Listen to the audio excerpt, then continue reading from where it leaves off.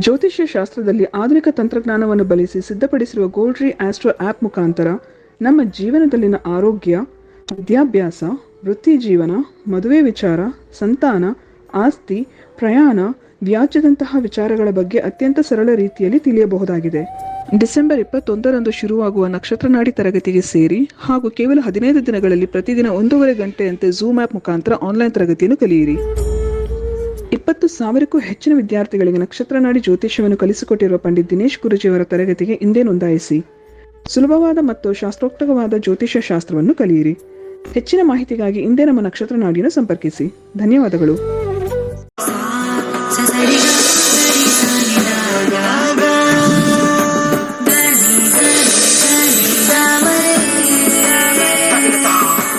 ಓಂ ಶ್ರೀ ಗುರುಭ್ಯೋ ನಮಃ. ಹರಿ ಓಂ. ಓಂ ದ್ರಾಂ ದ್ರೀಂ ದ್ರೌಂ ಸಹ ಶುಕ್ರಾಯ ನಮಃ. ಓಂ ನಮೋ ಭಗವತೆ ವಾಸುದೇವಾಯ. ಓಂ ನಮೋ ನಾರಾಯಣಾಯ. ನಮಸ್ಕಾರ. Welcome to ನಕ್ಷತ್ರನಾಡಿ. 21ನೇ ತಾರೀಕು ನಮ್ಮ 105ನೇ ಬ್ಯಾಚ್ ಇರತಕ್ಕಂಥದ್ದು. ಜ್ಯೋತಿಷ್ಯ ಕಲೀರಿ. ಜ್ಯೋತಿಷ್ಯದ ಹಿಂದೆ ಹೋಗಿರೋರು, ಜ್ಯೋತಿಷ್ಯದಲ್ಲಿ ಮದುವೆ ವಿಚಾರ ಇರ್ಬೋದು, ಪ್ರತಿಯೊಂದು ವಿಚಾರದಲ್ಲಿರ್ಬೋದು, ಅಥವಾ ಬೆಳಿಗ್ಗೆ ಹೊತ್ತು ಜ್ಯೋತಿಷ್ಯದ ಕಾರ್ಯಕ್ರಮ ನೋಡೋಕ್ಕೆ ಆಸಕ್ತಿ ಇರ್ತಕ್ಕಂಥವ್ರಿಗೆ ಒಂದು ಸಲಹೆ: ಜ್ಯೋತಿಷ್ಯ ಕಲೀಲೇಬೇಕು. ನಾವು ಜ್ಯೋತಿಷ್ಯ ನೋಡೋದೇ ಇಲ್ಲ, ಪ್ರೋಗ್ರಾಮು, ಜ್ಯೋತಿಷ್ಯದ ಬಗ್ಗೆ ಆಸಕ್ತಿ ಇಲ್ಲ, ಸುಮ್ಮನೆ ಯಾವಾಗಲಾರು ಒಂದು ಟೈಮಿಗೆ ಏನಾದ್ರು ಮದುವೆ ವಿಚಾರದಲ್ಲಿ ಸಾಲಾವಳಿ ಅದು ಇದು ನೋಡಕ್ಕೆ ಹೋಗ್ಬೇಕು ಅಂದ್ರೆ ಅವ್ರು ಮಾತ್ರ ಮಾಡ್ಕೊಳ್ಳಿ, ಬೇಡ ಬರೋದು. ಆದರೆ ಜ್ಯೋತಿಷ್ಯನ ಬೆಳಿಗ್ಗೆದ್ದು ಎಲ್ಲ ಕಾರ್ಯಕ್ರಮ ಅವ್ರು ಏನು ಹೇಳ್ತಾರೆ ಅಂತ ಕುತ್ಕೊಂಡು ಬರ್ಕೊಳ್ಳೋರು, ನಿಮಗೊಂದು ಸಲಹೆ: ನಿಮಗೆ 8ನೇ ಮನೆ ಮತ್ತು 12ನೇ ಮನೆ ಓಡ್ತಾ ಇದೆ, ಅಥವಾ ಶನಿ ದಶಾ, ಶನಿ ಭುಕ್ತಿ, ಶನಿ ಅಂತರ್ಭುಕ್ತಿ ಓಡ್ತಾ ಇರುತ್ತೆ, ಅಥವಾ ಕೇತು ದಶಾ, ಕೇತು ಭುಕ್ತಿ, ಕೇತು ಅಂತರ್ಭುಕ್ತಿ ಯಾವ್ದಾರು ಗ್ರಹದಲ್ಲಿ ಓಡ್ತಾ ಇರುತ್ತೆ. ಇಷ್ಟು ವಿಚಾರ ಮಾತ್ರವೇ ನಿಮಗೆ ಜ್ಯೋತಿಷ್ಯದ ಮೇಲೆ ನೋಡಬೇಕು, ಮಾಡಬೇಕು ಅನ್ನೋ ಆಸಕ್ತಿ.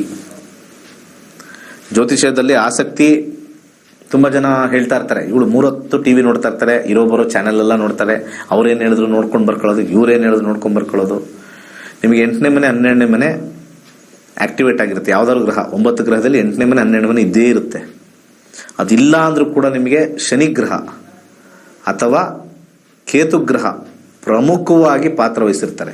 ಯಾಕಂದ್ರೆ ಇದು ಈಸೋಟರಿಕ್ ಸಬ್ಜೆಕ್ಟ್ಸ್ ಎಲ್ಲ ಹಾಗೆ ಬರ್ತಕ್ಕಂಥದ್ದು ಆಗಿರುತ್ತೆ. ಸೊ 21ನೇ ತಾರೀಕು 2 ಬ್ಯಾಚ್ ಇರುತ್ತೆ. 11 ಗಂಟೆಗೆ ಒಂದು ಬ್ಯಾಚು, ಸಂಜೆ 7:30 ಒಂದು ಬ್ಯಾಚು. ಕರೆ ತಗೊಂಡು ಹೋಗೋಣ. ನಮಸ್ಕಾರ. ಹಲೋ. ನಮಸ್ಕಾರ, ಹೇಳಿ. ಹಲೋ ಗುರುಜಿ. ನಮಸ್ಕಾರ, ಹೇಳಿ. ನಾನು ಸಂತಾನ ಭಾಗ್ಯದ ಬಗ್ಗೆ ಕೇಳಬೇಕಾಗಿತ್ತು. ಮ್ಯಾರೇಜ್ ಆಗಿ 6 years ಆಯ್ತು. 1 to 240 ಒಂದು ನಂಬರ್ ಹೇಳಿ. 1 to 1ರಿಂದ ನೀವು ಡೈಲಿ ಪ್ರೋಗ್ರಾಮ್ ನೋಡಿದ್ರೆ ಅರ್ಥ ಆಗುತ್ತೆ. ಇವೇನು 1 to ಡೈಲಿ ನೋಡಿ. ನೀವು ಇರೋ ಬರೋರ ಹತ್ರ ಎಲ್ಲ ಹೋಗಿರ್ತೀರ ಅನ್ಸುತ್ತೆ. ನಿಮ್ಗೆ ಸರ್ಪದೋಷ ಅಂತ ಹೇಳಿರ್ತಾರೆ. ಸರ್ಪದೋಷ ಹೇಳಿದ್ರಾ? ಏನ್ ಮಾಡಕ್ಕಾಗಲ್ಲ. 1 to 240 ಒಂದು ನಂಬರ್ ಹೇಳಮ್ಮ. ಹಾ ಗುರುಜಿ, 33 ಗುರುಜಿ. ಇವತ್ತೇ ಹೇಳ್ತೀರಲ್ವಾ? 33 ಗುರುಜಿ. ಹೇಳೋದು ಸ್ಲೋ, ಸಂತಾನ ಸ್ಲೋ ಆಗ್ಬಿಟ್ಟಿದೆ. 5ನೇ ಮನೆ ಸಂತಾನ ಕೊಡುತ್ತಾ ಇಲ್ವಾ? ಫಸ್ಟ್ ಅದನ್ನ ನೋಡ್ತೀವಿ. ಇಲ್ಲಿ ಸಂತಾನಕ್ಕೆ ಕಾರಕ ಆಗಿರ್ತಕ್ಕಂಥ 5ನೇ ಮನೆ 2ನೇ ಮನೆ ಇರಲೇಬೇಕು. ಇಲ್ಲಿ ಇಲ್ಲ. ಫಸ್ಟ್ ಇಲ್ಲಿ ನೋಡ್ತೀನಿ, ಇಲ್ಲಿಲ್ಲ. ಅದಾದ ಮೇಲೆ ಇಲ್ಲಿ ನೋಡ್ತೀವಿ, ಇಲ್ಲೂ ಇಲ್ಲ. ಜಸ್ಟ್ 11 ಅಂಡರ್ ಗ್ರೌಂಡಲ್ಲಿ ಇದೆ. Very very very difficult, very very difficult. Child birth ಅನ್ನೋದು ವೆರಿ ಡಿಫಿಕಲ್ಟ್. ಅದ್ರ ಜೊತೆ ಇನ್ನೊಂದು ಸಮಸ್ಯೆ ಏನಾಗಿದೆ ಅಂತಂದ್ರೆ, ಇಲ್ಲಿ ಈ ಒಂದು ಲಾಸ್ಟ್ ಅಲ್ಲಿ ರೆಟ್ರೋಗ್ರೇಡ್ ಆಗ್ಬಿಟ್ರೆ, ಅದು ರಾಹು ಆಗ್ಬಿಟ್ರೆ ಇನ್ನೂ ಕಷ್ಟ. ಯಾಕಂದ್ರೆ ಇನ್ನು ಪರ್ಮನೆಂಟ್ ರೆಟ್ರೋಗ್ರೇಡ್. ಇನ್ನು ಮುಂದಕ್ಕೆ ಡೀಪ್ ಅನಾಲಿಸಿಸ್ಗೆ ಹೋಗ್ತೀನಿ, ನೋಡೋಣ. ಅಲ್ಲಿ ನಮಗೆ ಇಲ್ಲಿಂದ ಇಲ್ಲಿ ಶಿಫ್ಟ್ ಆದಾಗ ಇಲ್ಲೂ 4 ಇದೆ, ಇಲ್ಲೂ 2 ಅಥವಾ 5 ಬಂದಿಲ್ಲ. ಓಕೆ, ಇನ್ನು ಇದರಿಂದ ಇದಕ್ಕೆ ಶಿಫ್ಟ್ ಆಗ್ತೀವಿ, 2 ಅಥವಾ 5 ಬಂದಿಲ್ಲ. ಬೇಸಿಕಲಿ 2ನೇ ಮನೆ ಮತ್ತೆ 5ನೇ ಮನೆ ಬರಲೇಬೇಕು. ಕಸ್ಪಲ್ ಬಂದಿಲ್ಲ ಅಂದ್ರೆ ಇದು ದೇವರ ವಿಚಾರ, ಇದು ಗಾಡ್ಸ್ ಪ್ಲಾನ್. ಇದು ಗಾಡ್ಸ್ ಪ್ಲಾನ್ ಅಂತ ಕರಿತೀವಿ. ಗಾಡ್ಸ್ ಪ್ಲಾನ್, ಇದು ದೇವರ ವಿಚಾರ ಇಲ್ಲಿ ಬರುತ್ತೆ. ಇಲ್ಲಿಲ್ಲ ಅಂದ್ರೆ ಸಿಕ್ಕಾಪಟ್ಟೆ ಕಷ್ಟ. ನಾವು ದಶಾದಲ್ಲಿ ತೋರಿಸ್ಬೋದು, 5ನೇ ಮನೆ ತೋರಿಸ್ಬೋದು, ಅಥವಾ 9ನೇ ಮನೆ ತೋರಿಸ್ಬೋದು, 11ನೇ ಮನೆ ತೋರಿಸ್ಬೋದು, ಬಟ್ ಅದು ಗ್ಯಾರಂಟಿ ಕೊಡೋಕ್ಕಾಗಲ್ಲ. Cusp is the deciding factor. ಸ್ವಲ್ಪ ಇದಕ್ಕೆ ಪರಿಹಾರ ಕೊಡೋದು ಬಹಳ ಕಷ್ಟ ಅಂತ ಅನ್ಸುತ್ತೆ. IVF, IO ಈ ಮುಖಾಂತರನೇ ಹೋಗಬೇಕು. ಯಾಕೆಂದರೆ 12ನೇ ಮನೆ ಕೇಳಿರ್ತಕ್ಕಂಥದ್ದು ವ್ಯಯ ಅಂತ ಬರ್ತಕ್ಕಂಥದ್ದು ತೋರಿಸುತ್ತೆ. ಶುಕ್ರನ ಅಂಶದಲ್ಲಿ ಪ್ರಶ್ನೆ ಕೇಳಿದ್ದೀರಾ. ಸೊ ಅಲ್ಲೆಲ್ಲೂ ಕೂಡ 12ನೇ ಮನೆ ಅಂದರೆ ಹಾಸ್ಪಿಟಲ್ಲು ವಿತ್ ಡಾಕ್ಟರು, ಕೃತಕವಾಗಿ ಅಂತ ಬರುತ್ತೆ. I can't help. ಒಳ್ಳೆಯದಾಗಲಿ. ಮುಂದಿನ ಕರೆಗೋಣ. ನಮಸ್ಕಾರ. ನಮಸ್ತೆ ಸರ್. ಹೇಳಿ. ಮಗಳ ಬಗ್ಗೆ ಕೇಳ್ಬೇಕಾ ಸರ್? ಹೇಳಿ. ಹಾಂ, ಜಾಬ್ ಬಗ್ಗೆ ಸರ್. ಹೇಳಿ ಬೇಗ. ಜಾಬ್ ಬಗ್ಗೆ ಹೇಳ್ಬೇಕು. ಅಯ್ಯೋ 1 to 249 ಹೇಳಮ್ಮ. ಒಳ್ಳೆ ಕಥೆ. 27 ಸರ್.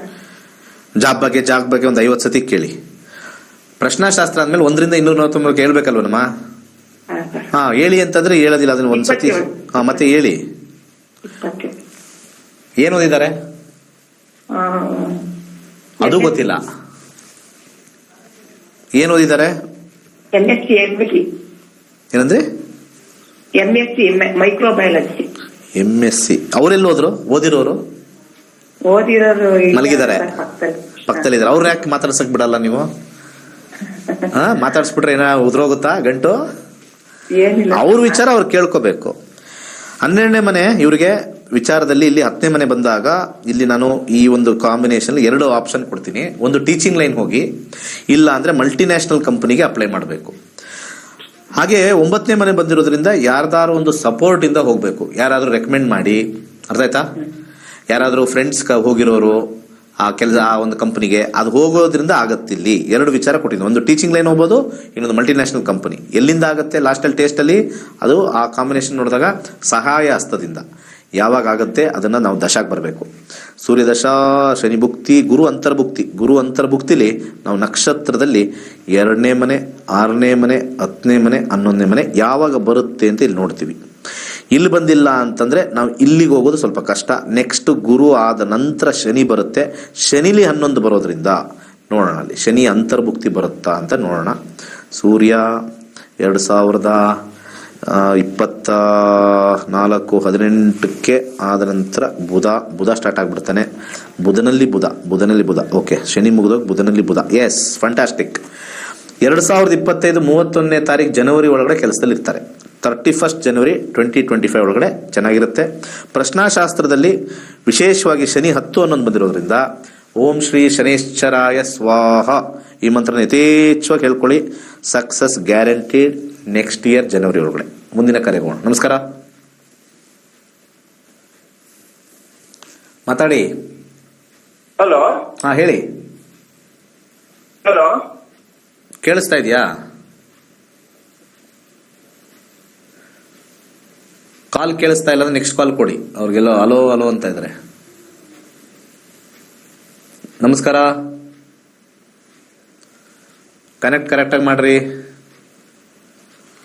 ನಮಸ್ಕಾರ. ಕೇಳಿಸ್ತಾ ಇದೆಯಾ?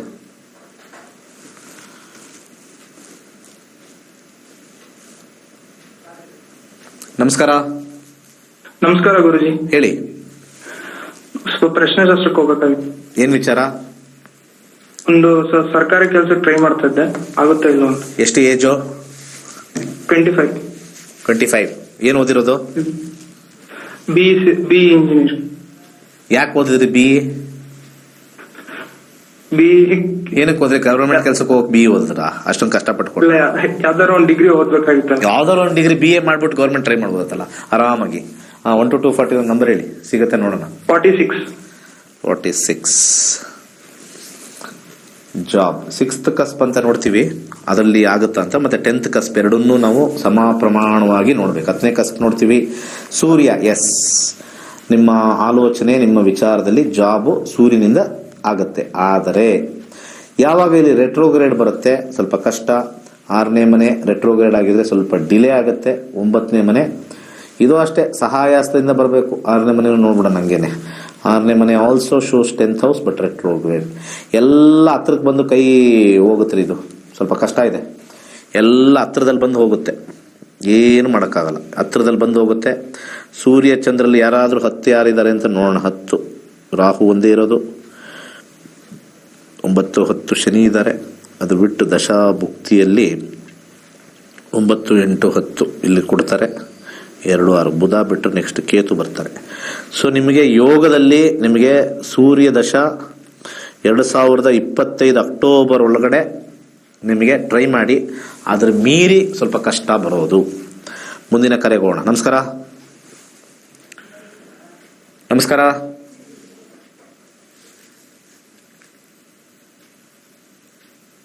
ಹಲೋ. ಹೇಳಿ. ನಮಸ್ಕಾರ. ನಮಸ್ಕಾರ ಸರ್. ಹೇಳಿ, ಏನ್ ಕೇಳಬೇಕು ಸರ್? ಅದೇ ಕೆಲಸದ ಬಗ್ಗೆ ಸರ್ ಕೇಳಬೇಕಾಯ್ತು. ಏನ್ ಕೆಲಸ? ಕೆಲಸ ಯಾಕೆ ಮಾಡಿದ್ರು 1 ವರ್ಷ 6 ತಿಂಗಳಿಂದ ಯಾವ ಮೇಲೆ ಮಾಡಕ್ಕಾಗ್ತಿಲ್ಲ. ಏನಂದ್ರಿ? ಯಾವ ಕೆಲ್ಸಕ್ಕೆ ಹೋದ್ರೆ 6 ತಿಂಗಳು 1 ವರ್ಷ ಆದ್ಮೇಲೆ ಮಾಡಕ್ಕಾಗ್ತಿಲ್ಲ. ಏನಾದ್ರು ಪ್ರಾಬ್ಲಮ್ ಬಿಟ್ಬಿಡ್ತೀನಿ. ಎಷ್ಟು ಏಜ್ ನಿಮಗೆ? ಅದು ಇವಾಗ 29. 29. ಏನ್ ಓದಿದ್ದೀರಾ? PUC. PUC. 1ರಿಂದ 249 ಒಂದು ಸಂಖ್ಯೆ ಹೇಳಿ. ಡೇಟ್ ಆಫ್ ಬರ್ತ್ ಹೇಳ್ಬಿಡ. ಕರೆಕ್ಟ್ ಆಗಿದೆಯಾ ಟೈಮು? ಟೈಮ್ ಕರೆಕ್ಟ್ ಆಗಿದೆ. ಹೇಳಿ. ಜೂನ್ 15, 95 ಸಂಜೆ 6:15. 15 ಜೂನ್ 15, 95 1995. 15 ಜೂನ್ 1995 ಅಂತ ಸ್ಪಷ್ಟವಾಗಿ ಹೇಳಿ. ಟೈಮ್, ಹುಟ್ಟಿರೋ ಟೈಮ್ ಸಂಜೆ 6:15 ಗುರುವಾರ. ಯಾವ ವಾರದ ಏನ್ರಿ? 6:15 ಹುಟ್ಟಿದ್ರದ್ ಹೇಳಿ. ಆ ಡೇಟ್ಗೆ ಆ ವಾರ ಬಂದೇ ಬರುತ್ತಲ್ವಾ? ಹುಟ್ಟಿರೋ ಊರು ಹೇಳಿ. ಭದ್ರಾವತಿ. ಎಲ್ಲಿ? ಭದ್ರಾವತಿ. ಭದ್ರಾವತಿ ನೋಡೋಣ. ಭದ್ರಾವತಿ 29 ವರ್ಷ ನೋಡೋಣ. ಏನು ತೋರಿಸ್ತಾ ಇದ್ದಾರೆ? ರಾಹು ದಶೆ ತೋರಿಸ್ತಾ ಇದೆ. 11, 11, 6, 7, 12 ಬರ್ತಾ ಇದೆ. ರಾಹು ದಶೆ ಎಲ್ಲಿವರೆಗೂ ಇದೆ? 33ವರೆಗೂ ಇದೆ. ಓಕೆ, ನೀವು ಕೇಳಿರ್ತಕ್ಕಂಥ ವಿಚಾರದಲ್ಲಿ 10ನೇ ಕಸ್ಪು ನೋಡೋಣ. 10ನೇ ಕಸ್ಪು ರಾಹು ರೆಟ್ರೋಗ್ರೇಡ್ 11, 6, 7, 11 ರೆಟ್ರೋಗ್ರೇಡಲ್ಲಿ 6, 11.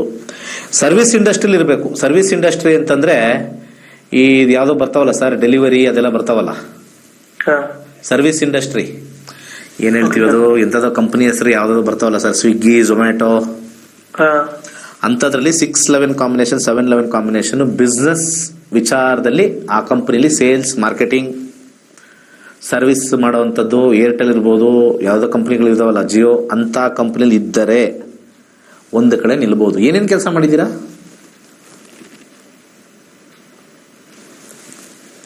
ಏನೇನು ಕೆಲಸ ಮಾಡಿದ್ದೀರಾ?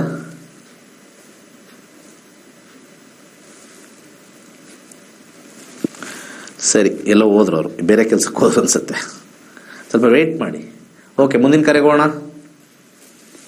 ನಮಸ್ಕಾರ. ನಮಸ್ಕಾರ ಗುರುಜಿ. ಹೇಳಿ.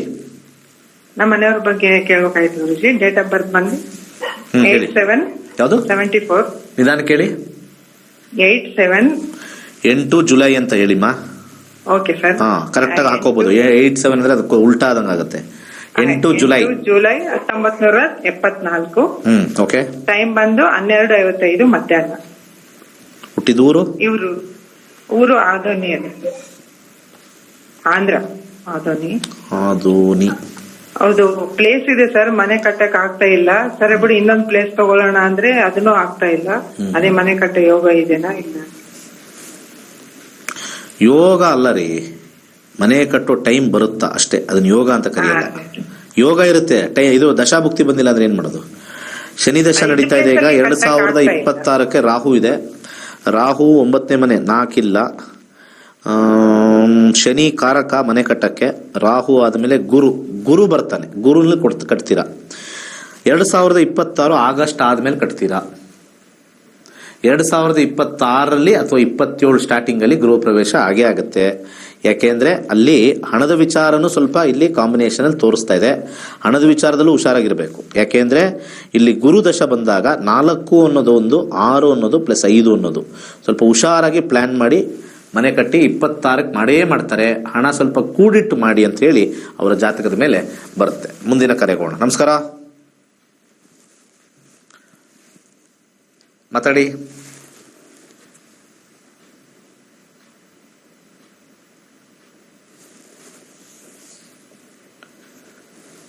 ಕಾಲ್ ಇಲ್ವಾ? ಲೈನಲ್ಲಿ ಇದ್ದೀರಲ್ಲ, ಮಾತಾಡಿ. ಬೇರೆ ಕಾಲ್ ಕೊಡ್ರಿ. ಅವ್ರು ಮಾತಾಡಲ್ಲ, ಅವರು ಮಲ್ಕೊಂಡಿದ್ದಾರೆ. ಹಲೋ. ಹೇಳಿ. ಇವಾಗ ಎಲ್ಲೋಗಿದ್ರಿ ಇಷ್ಟೊತ್ತವರೆಗೂ? ಗುರುಜಿ, ಮದುವೆ ಬಗ್ಗೆ ಕೇಳಬೇಕಿದೆ. ಯಾರ ಮದುವೆ? ನಂದೇ ಗುರುಜಿ. ನಿಮ್ದೆ. ಜಾತಕಕ್ಕೆ ಹೋಗ್ಲಾ, ಪ್ರಶ್ನಾಶಾಸ್ತ್ರಕ್ಕೆ ಹೋಗ್ಲಾ? ಪ್ರಶ್ನಾಶಾಸ್ತ್ರ. 1 to 249 ನಂಬರ್ ಹೇಳಿ ಬೇಗ. 29 ಮ್ಯಾರೇಜ್. ಫಸ್ಟ್ ಮ್ಯಾರೇಜ್ ಯೋಗ ಇದೆಯಾ ಅಂತ ನೋಡ್ಬೋಣ. 7ನೇ ಮನೆ ನೋಡೋಣ, ಮ್ಯಾರೇಜ್ ಏನು ಹೇಳುತ್ತೆ ಅಂತ ನೋಡೋಣ. 7ನೇ ಮನೆಯಲ್ಲಿ 12-3. ಅಯ್ಯೋ, ಮ್ಯಾರೇಜೇ ಕೊಡ್ತಾ ಇಲ್ಲ. ಎಷ್ಟು ಏಜ್ ನಿಮ್ದು? 29. ಶುಕ್ರ 9, 12, 3, 11 ಲಾಸ್ಟಲ್ಲಿದೆ. 2ನೇ ಮನೆ 7ನೇ ಮನೆನೇ ಇಲ್ಲ. ಮಾತುಕತೆ ಆಗುತ್ತೆ, ಕಟ್ ಆಗುತ್ತೆ. 11 + 8. ಎಕ್ಸ್ಪೆಕ್ಟೇಷನ್ ಏನಿದೆ ಮ್ಯಾರೇಜಲ್ಲಿ? Difficult marriage, possibility of divorce in marriage, either of partner is unhealthy, faces cheating, humiliation. ಅಯ್ಯೋ ಕತೆ. ಆಮೇಲೆ ಎಲ್ಲರೂ 4 ಇದೆಯಾ? 4 ಇಲ್ಲ. ಯಾಕೋ ಪ್ರಶ್ನಾಶಾಸ್ತ್ರದಲ್ಲಿ ಬರ್ತಾ ಇಲ್ವಲ್ಲ ಸರ್, ಏನಾಗಿದೆ? ನೋಡ್ತಾ ಇದೀವಿ ಗುರುಜಿ. ಏನಕ್ಕೆ ರಿಜೆಕ್ಟ್ ಮಾಡ್ತಾ ಇದಾರೆ? ಟ್ರೈ ಮಾಡ್ತಾ ಇಲ್ಲ ಗುರುಜಿ. ಎಕ್ಸಾಮ್ ಅಂತ ಓದ್ತಿದ್ದೆ, ಇವಾಗ ಟ್ರೈ ಮಾಡಕ್ಕೆ ಶುರು ಮಾಡ್ತಾ ಇದೀವಿ. ದಶಾದಲ್ಲಂತೂ 2, 7 ಇದೆ. ಬಟ್ ಕಸ್ಪು ಎಸ್ ಅಂದ ಮೇಲೆ ಇಲ್ಲಿಗೆ ಹೋಗ್ಬೇಕು ನಾವು. ಅಲ್ಲಿ ಎಸ್ ಅಂದಿಲ್ಲ ಅಂದ್ರೆ ಇಲ್ಲಿ ಹೋದ್ರೆ ನಮಗೆ ಇಲ್ಲಿ ಫಲ ಬರಲ್ಲ. ಇಲ್ಲಿ 12, 3. 12 ಅಂದ್ರೂ 3 ಅಂದ್ರೂ ಮಾತುಕತೆ ಆಗುತ್ತೆ. 2ನೇ ಬಂದಿಲ್ಲ ಅಲ್ಲಿ. ಸ್ವಲ್ಪ ಟೈಮ್ ತಗೊಳ್ಳಿ ಸರ್. ಒಂದು 3 ತಿಂಗಳಾದ್ಮೇಲೆ ಪ್ರಶ್ನಾಶಾಸ್ತ್ರ ಹಾಕಿ. ಈಗ ಸದ್ಯಕ್ಕಿಲ್ಲ ಫಲ ಅಂತ ಬಂದಿದೆ, ಏನ್ ಮಾಡೋಕ್ಕಾಗಲ್ಲ. ಸಾರಿ. ಮುಂದಿನ ಕರೆಗೆ ಹೋಗೋಣ. ನಮಸ್ಕಾರ.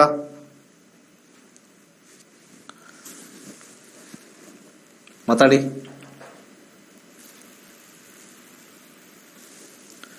ಲೈನಲ್ಲಿ ಇದ್ದೀರಾ? ಮಾತಾಡಿ. ನಮಸ್ಕಾರ ಗುರುಜಿ. ಬೇಗ ಮಾತಾಡ್ರಪ್ಪ. ಯಾರು ಕಾಲ್ ಮಾಡಿದ್ರೆ ಮಾತಾಡಿ. ಅಲೋ ಅಲೋ ಅಂತ ಒಂದು 50 ಸತಿ ಹೇಳಿ. ನನಗೆ ಈಗ ಹಾರ್ಲಿಕ್ಸ್ ಬೂಸ್ಟ್ ಕುಡಿಬೇಕು. ಹೇಳಿ ಬೇಗ. ನನ್ನ ಉದ್ಯೋಗದ ಬಗ್ಗೆ ಕೇಳ್ಬೇಕಾಗಿತ್ತು ಗುರುಜಿ. ಉದ್ಯೋಗದ ಬಗ್ಗೆ ಅಂದ್ರೆ ಸ್ಪೆಸಿಫಿಕ್ ಆಗಿರಿ. ಕೆಲಸ ಇಲ್ಲ, ಕೆಲಸ ಹುಡುಕ್ತಾ ಇದೀನಿ, ಆಲ್ರೆಡಿ ಕೆಲಸದಲ್ಲಿ ಇದೀನಿ, ಚೇಂಜ್ ಮಾಡ್ಬೇಕು ಅಂತಿದೀನಿ. ಕರೆಕ್ಟ್ ಆಗಿ ಸ್ಪೆಸಿಫಿಕ್ ಆಗಿರಿ. ಆಲ್ರೆಡಿ ಈಗ ಕೆಲಸ ಮಾಡ್ತಿದ್ದೀನಿ ಗುರುಜಿ. ಅಂದ್ರೆ ಹೈಸ್ಕೂಲ್ ಟೀಚರ್ ಆಗಿ ವರ್ಕ್ ಮಾಡ್ತಿದ್ದೆ. ಅಲ್ಲಿ ಸ್ವಲ್ಪ ಸಮಸ್ಯೆ ಆಯ್ತು. ಈಗ ಬೇರೆ ಕಡೆ ಟ್ರೈ ಮಾಡ್ತಾ ಇದ್ದೀನಿ, ಅದಕ್ಕೆ PU ಕಾಲೇಜ್ಗೆ. ಓಕೆ. ಅದ್ರ ಬಗ್ಗೆ ಕೇಳಬೇಕಾಯ್ತು ಗುರುಜಿ. ಯಾವ್ದು ಜಾತಕ ಹಾಕ್ಲಾ, ಪ್ರಶ್ನಾಶಾಸ್ತ್ರ ಹಾಕ್ಲಾ? ಪ್ರಶ್ನಾಶಾಸ್ತ್ರನೇ ಹಾಕಿ. ನಂಬರ್ ಹೇಳಿ. 1 to 249 ಬೇಗ. 3 ಜಾಬ್. ಈಗ ಕೆಲಸ ಹುಡುಕ್ತಾ ಇದ್ದೀರಲ್ವಾ? ಸೊ ಡೈರೆಕ್ಟ್ ನಾನು ದಶಾಕ್ ಹೋಗ್ಬಿಡ್ತೀನಿ. 2 ಕಡೆ ಇಂಟರ್ವ್ಯೂ ಕೂಡ ಆಗಿದೆ. ಆಯ್ತಾಯ್ತು. ಸೂರ್ಯ ದಶ 2028 ನವೆಂಬರ್ ಆಯ್ತು. ಈಗ ಬುಧ ನಡೀತಾ ಇದೆ. ಬುಧನಲ್ಲಿ ಅಂತರ್ಭುಕ್ತಿ ಜನವರಿ 11. ಬುಧ ಕೇತು ನೋಡ್ಬೋಣ. ಬುಧ ಕೇತು 8, 6. ಬುಧ ಬಂದ್ಬಿಟ್ಟು 11 ಅಂತರ್ಭುಕ್ತಿಲೇ ಇದೆ. 4 ಟೀಚಿಂಗ್ ಲೈನ್ ತೋರಿಸ್ತಾ ಇದೆ. 8, 6 ಕೇತು. ಶುಕ್ರನಲ್ಲಿ 2, 5. 2 ಚೆನ್ನಾಗಿದೆ, ಸ್ಟ್ರಾಂಗ್ ಆಗಿದೆ. ಸರ್ ಸ್ಯಾಲ್ರಿ ಕಮ್ಮಿ ಸಿಗುತ್ತೆ ಸರ್ ನಿಮ್ಗೆ. ಅದೇ ಪ್ರಾಬ್ಲಮ್ ಆಗ್ತಿದೆ. ಯಾಕೆ ಅಂದ್ರೆ ಇಲ್ಲಿ ಯಾವಾಗ್ಲೂ ಕೂಡ ಒಂದು ನಾವು 8 ಅಂತ ನೋಡಿದಾಗ ಅಬ್ಸ್ಟಕಲ್ಸ್ ಬರುತ್ತೆ. 8 ಅಂತ ಅಬ್ಸ್ಟಕಲ್ಸ್ ಬರುತ್ತೆ. ನೆಕ್ಸ್ಟ್ ಬರೋ ಕೇತುನು 8 ಅಂತ ಬರುತ್ತೆ. 8 ಅಂತಂದ್ರೆ ಅದಕ್ಕೆ ಬಲವಂತ ಒಪ್ಕೋಬೇಕು. ಅದು ದೂರ ಇರ್ಬೋದು ಅಥವಾ ಸಂಬಳ ಕಮ್ಮಿ ಇರ್ಬೋದು. 2ರಲ್ಲಿ 1 ಬರುತ್ತೆ ಅಲ್ಲಿ.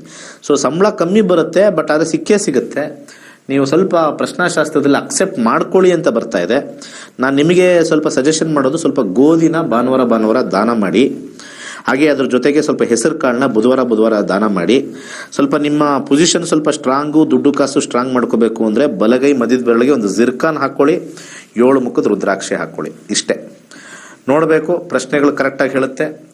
ಏಕೈಕವಾಗಿರ್ತಕ್ಕಂಥದ್ದು ನಿಜವಾದ ಹಿಂದೂ ಧರ್ಮದಲ್ಲಿ, ಸನಾತನ ಧರ್ಮದಲ್ಲಿ ನೀವು ದೇವರ ದರ್ಶನ ಮಾಡಬೇಕು ಅಂದ್ರೆ ನಕ್ಷತ್ರ ನಾಡಿ ಕಲೀರಿ.